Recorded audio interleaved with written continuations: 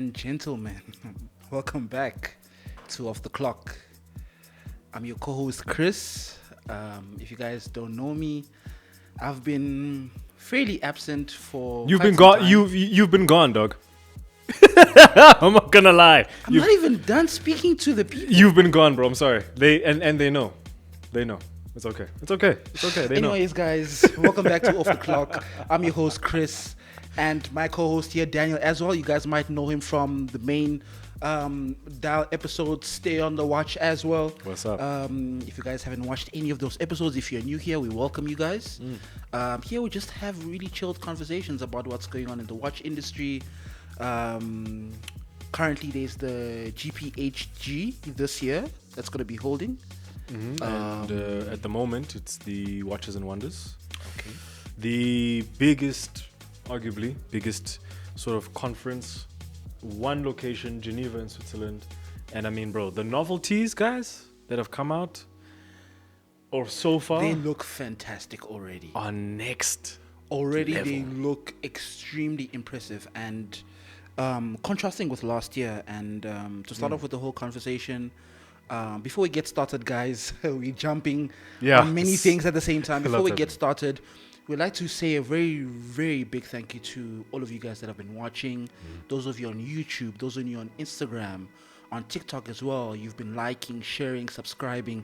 We really appreciate you guys, and we appreciate the efforts that you guys put in to investing in our content. We have a lot of exciting things coming up. So please like, share, subscribe, and we'd like to send this very, very special shout out to Luxury Time, which is the official sponsor of the Dial Watch Club. We're very excited and we are very ecstatic as to the new development that we currently have so far. So like I said, like, share, subscribe. Now onto the meat and beans. Daniel, What's up, dog? how you doing, man? I'm good, bro. Good. Good to see you. Thank you. Good to see you too, man. You haven't. It's been a while. Yes, it's been a while since I've spoken with the people, but I'm really Nah, glad to bro. be back. I'm sure they're gonna be glad to have you back, man. We miss you, bro. Thank you very much.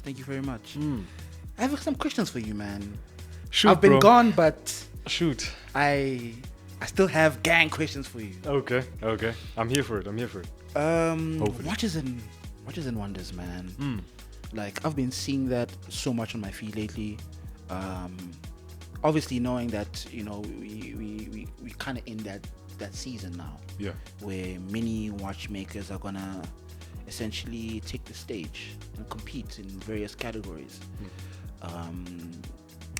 Just off the top of your head, what are your surface level projections for this year? Do you think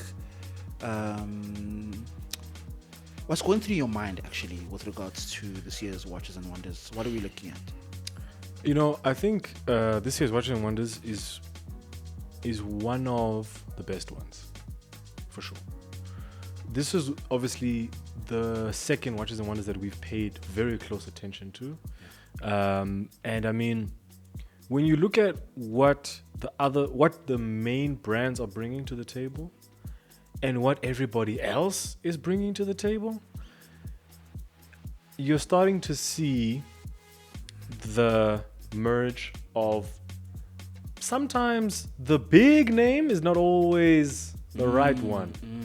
But you know why the big name still is the big name, if that makes sense. So, for example, Vacheron Right. Constantin, My favorite. a very hot topic on the channel. And Matthew, if you're watching this, bro, Right? The Vacheron, their new, if I'm mistaken, 41 complications 41 complications. on a watch. I mean, I believe it has 1,520, if I'm not mistaken, components. And that's just Vacheron being like, okay, you know, guys, we are Vacheron, so here you go. Yeah. Like, you can tell it was just like, hey, okay. It's like, kind of like a thing that they've been keeping in the vault for yeah, quite like they some just time. had it. They're like, Yeah. no, they're not ready Yeah, yet, and let's yeah. just drop it. Yeah. But then, even before Watches and Wonders, a lot of the releases that have been coming out, like when Curry, Vacheron and Louis Vuitton have collaborated, Yeah. you know, Bulgari releasing their new Serpentine as well, Watches and Wonders. I mean, and then other brands like Resonance is part of it. Ishmonster and C have released a new purple dial watch. I mean, that seems like an interesting one. Yeah, purple dial watch. I mean, like, it's almost endless. I mean, Rolex, arguably at this point, have taken a pretty big chunk of the news with their Land Dweller. Yes, the Rolex Land Dweller. Yes, I've seen that. Which is giving. It's in the realm of Royal Oak, sort of, because of the integrated bracelet and the finish and the way the bezel looks. It's like, okay, it's in that realm. Of course, it doesn't look nothing like it, but like you can kind of see that potentially. I mean, even like the Tissot PRX, which is to some people seen as like the one of the entry level, watches that from far look really, really, really expensive. Yeah. That integrated bracelet shape is still in line with that. So Rolex are kind of going in that direction with the Land Dweller, but then they released the yellow gold 1908, which personally, you guys know how much I love the original 1908. We got a lot of hate for it, actually. The original one. Yeah, people were like, why can you like it? Jeez, did you guys crap on Daniel for that? We got hate on it, like, oh. Keep doing it, by the way. Like, oh my gosh. Like, Rolex 1908 classic dress watch doesn't look like a Rolex. So a lot of people are like, oh, but what? Like, it doesn't give that a Rolex touch. I argue that because it's that different, that's what makes it a Rolex. And this 1908, bro, is absolutely fantastic. Yeah. The yellow gold. It's one of those. We even put it on our page. Actually, we shared on our Dialed In News. If you haven't checked it out, guys, go and check it out. Like, genuinely exquisite. Something special from Rolex, I think. And it's one of those pieces where it will grow on people. It grows on people. I think if you grab one now, so essentially it just needs to take some time in the market, linger around for some time, and then those people with that eye will essentially spot it and I'm like, oh, I didn't see that at first, but now I see it. Yeah, I think the 1908 Rolex collection as a whole, the entire range of all the different kinds, will be that watch where 30 years from now, if you have the yellow gold and you want to sell it off for any reason or put in auction, you can. I think it's one of those pieces. You can get it for an absurd amount of money. But yeah, man, it's just cool, man. I mean, Parmigiani, friends of the channel, they released an incredible Rattrapant. I saw that as well. Unbelievable GMT. Fantastic. Unbelievable. Fantastic. With this exquisite finish. I can't say the name, so apologies, Parmigiani, but your new color, which is inspired by a area in Switzerland, this water blue. It starts with a V. I cannot pronounce it, but it starts with a V. It will be up on screen. And that, when I saw that, I said, PF is still like it's Parmigiani Fleurier. Yeah. And it's just special. It's they're one of those brands where in majority of spaces they're not mentioned as part of the big pool of Swiss watchmaking excellence. And I think that's a mistake. I think we should, when we talk about Swiss watches, Parmigiani Fleurier has to be in that conversation. Same MB&F has to be in the conversation. Oh, MB&F. I would even argue, Ishmonster and C needs to be in that conversation. Horola Jaming, although originally from Malaysia, deserves to be in the conversation. There's all these brands that have come out now as well from other parts of the world, Swiss certified, of course. You're just like, how can you not like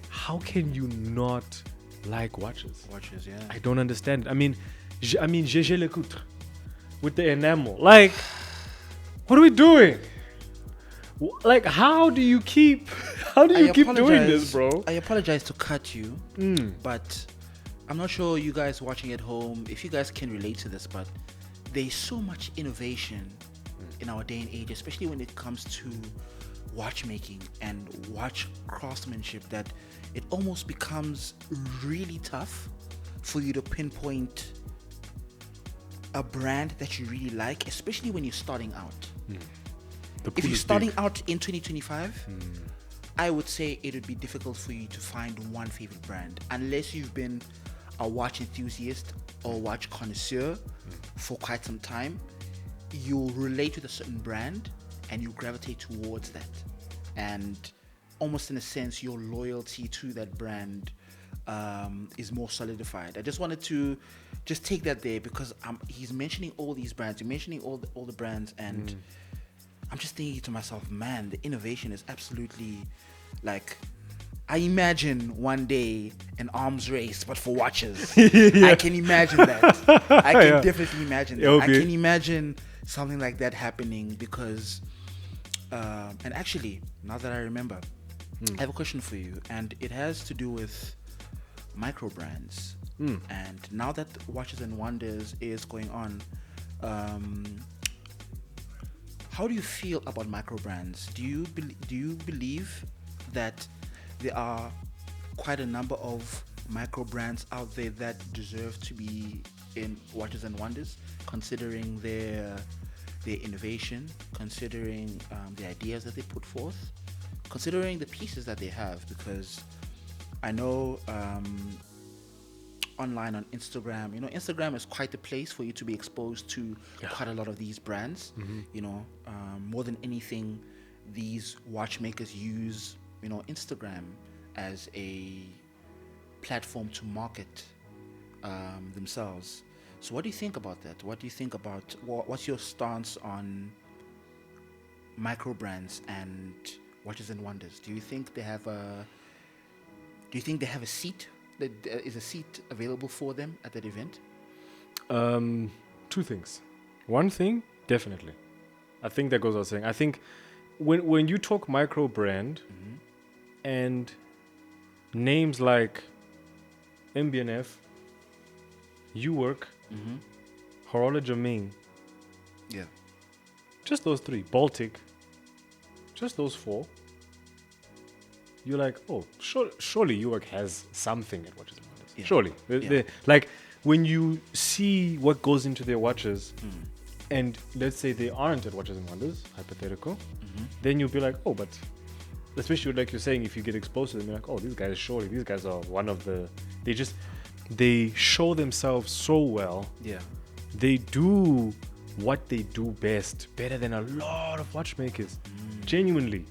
And they would be considered a micro brand at scale. At scale, right. Right, at scale. Right. Right? Maybe to some circles they're considered, top 10, whatever, but at scale they will be considered micro brand, And I think many micro brands deserve a space.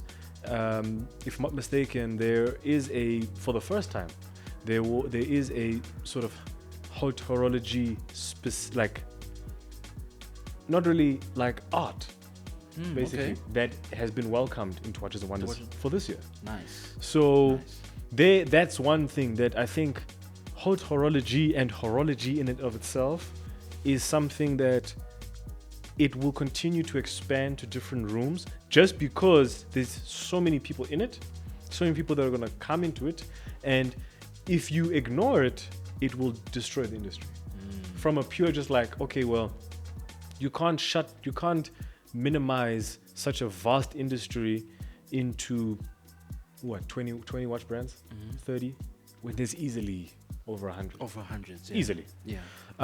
Second thing, I think we should have a Watches and Wonders just for micro brands. I think so too, man. I think so too. And the reason I say this is because there are a lot of micro brands out there that you can see that they are promising. If they have the right amount of exposure, they can absolutely dominate the 2025 watch market. And obviously we have already established brands like Rolex, Vacheron Constantin, Patek Philippe, all these huge watchmaking brands that have been around for hundreds and hundreds of years. They've established themselves so much that for them to leave the market will be extremely tough. They've solidified themselves in the market. Almost impossible. I mean, there are watch brands that existed. Just to give you reference, guys, for those of you who are new to the watch industry, there are brands that have existed. For example, Vacheron Constantin is the longest continuously producing watchmaker. The French Revolution didn't even start, and Vacheron was around. And Vacheron was still around. There was no world wars, and Vacheron was still around.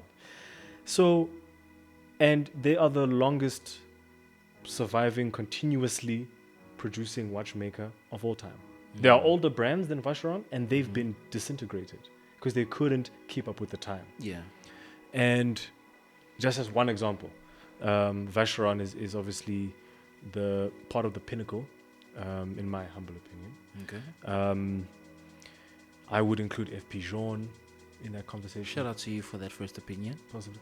No, look, right? First of all, the most complicated watch of all time ever made, 57 complications. Calm down. That's impossible. That is absolutely bonkers. That is impossible. Those of you people who are hating on Vacheron Constantin, right? That is impossible. We're still giving you a chance. You know, we are still giving you a chance. Listen, right? And this is the thing. Change your mind. But this is the thing is, right? There are watches, for example, I'm not a fan of the 222. Okay. I'm not a fan. Okay. I understand. I can understand why you say that. You see, I know why it's such a cult favorite amongst watch lovers. Yeah. And watch experts, but I don't like a 222. Yeah. But in the same vein, if you gave me a vintage Breitling Navitimer, I might also not like it. But I understand the history. Yeah. But then if you give me a Spinnaker, maybe not the SpongeBob one, that's a bit too playful for me. Yeah. But like a standard Spinnaker, sort of any of their divers, I might go for that one. Yeah. Right? Cartier. That's another brand. There's another one, yeah. Tag Heuer. I mean, it's actually quite crazy. I mean, literally off camera, we discovered 2 new watch brands for the first time. For the first time, yeah. Literally.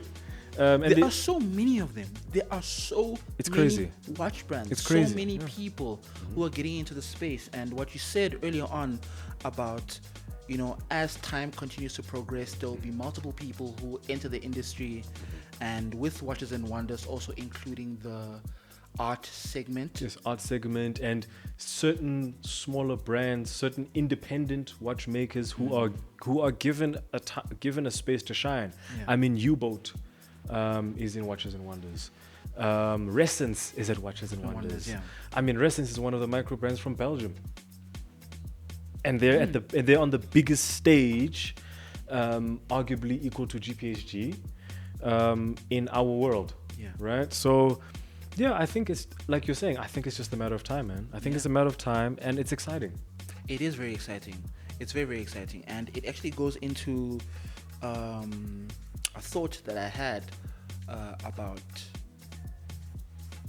sooner or later, many watchmakers, especially who are quite prominent in this modern time, will begin to break away from traditional norms. And I think personally there should be a way to essentially establish what should stay and what should go. And what I mean by that is there should be, for example, I'd say a design of sorts, right? Like, this is a watch, right? Right here I have the Venezia Nico watch right here. Obviously you have a dial, you have the hands, you have the hour marks, you have the strap, obviously, you have the bezel and everything.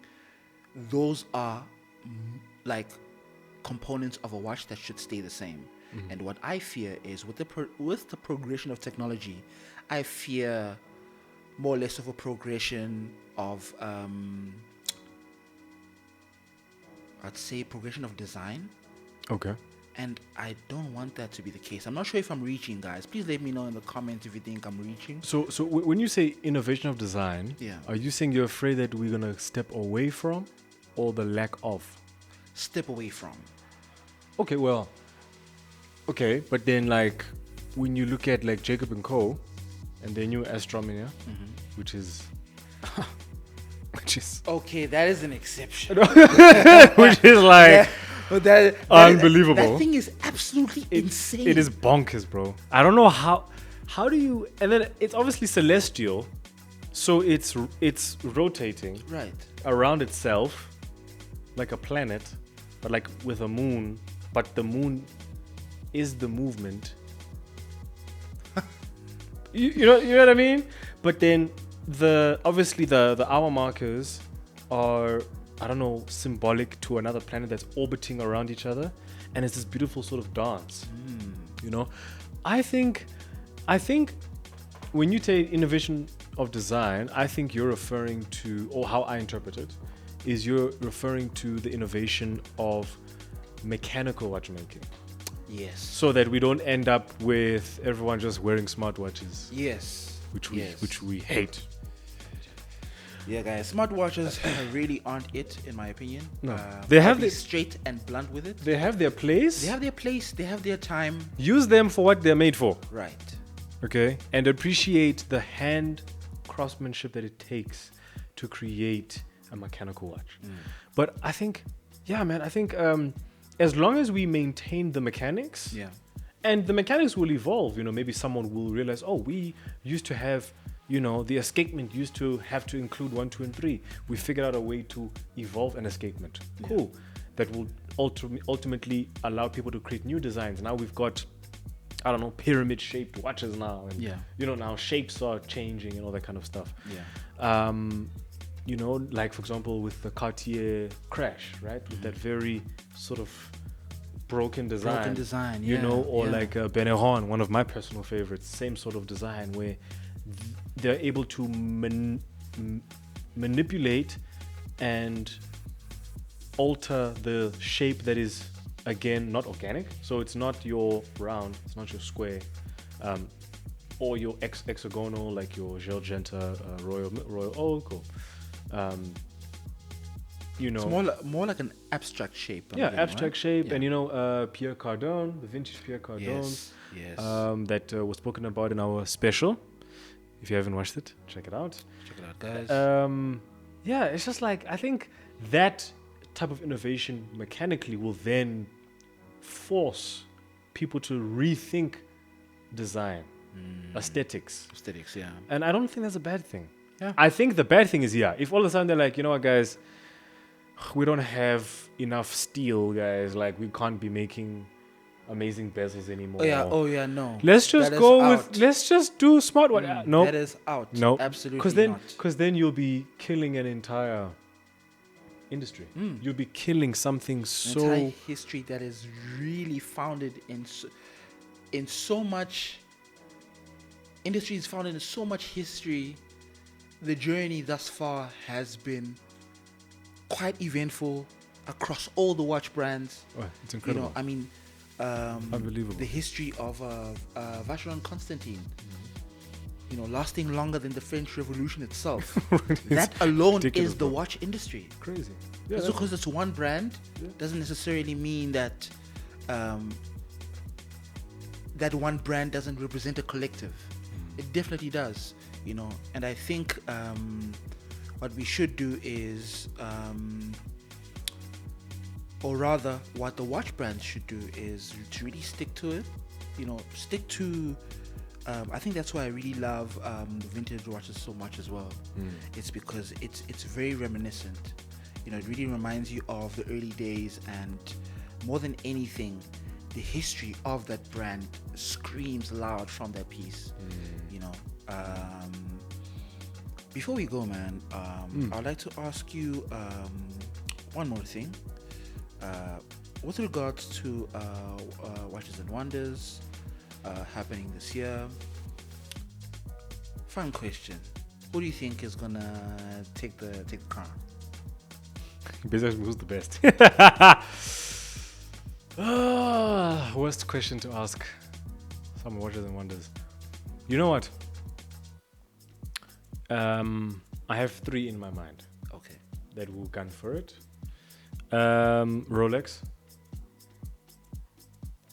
Vacheron. Yes.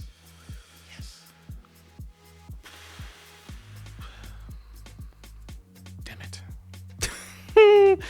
And the third one, man. Come on, let's go. See, because I said they had one in my mind, and I'm like, actually, but also these guys are pretty cool. Or do you want to leave the last one for the next episode? No. I have to say with chest. Okay. I have to say with chest. You know what?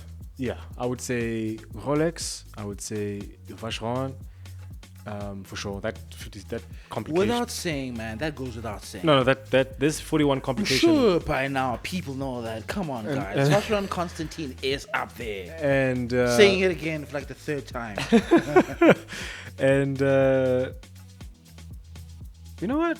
I think I could end off by saying controversial. Okay.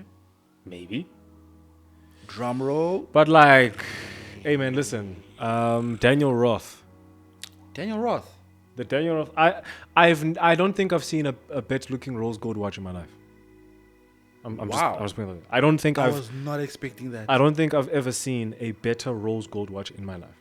With my eyes. Please let us know in the comments if that's what you expected as the last option he would choose, because Daniel Roth. that did not Yeah. that caught me off guard. Yeah, I would say Daniel Roth. That caught me off guard. Hey man, but I think you answered the questions. Awesome, bro. Thank you for having me, bro. Hey man, thank you so much for pulling through.